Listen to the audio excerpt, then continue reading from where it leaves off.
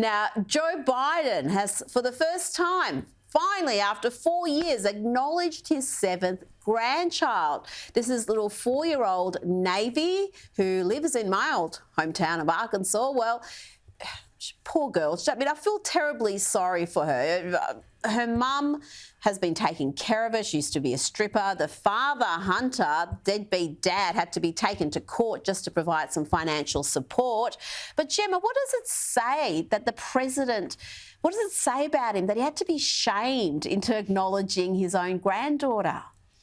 I just think it's another layer of manure, frankly, on the Biden administration. But more broadly, what does it say about the American political media class? And does the Democratic Party have no shame? Seriously, it's just, a couple of months ago, I was on a flight and I watched All the President's Men, Rita, and those of us who are of this vintage.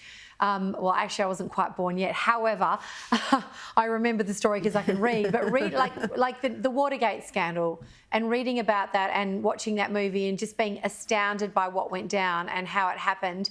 And does the office of the president not mean anything to these people? And maybe that sounds a bit naive, but I still believe that those who are elected to serve are elected to serve, and not themselves and not their families and not their bank accounts.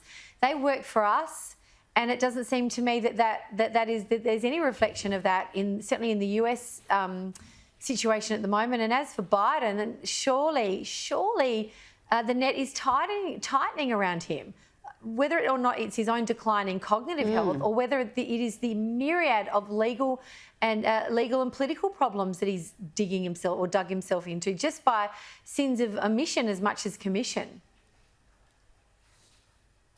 Well, he said he was going to restore decency and honour into the White House. I don't know if that's happened, Caroline, but the polls... The polls haven't been great.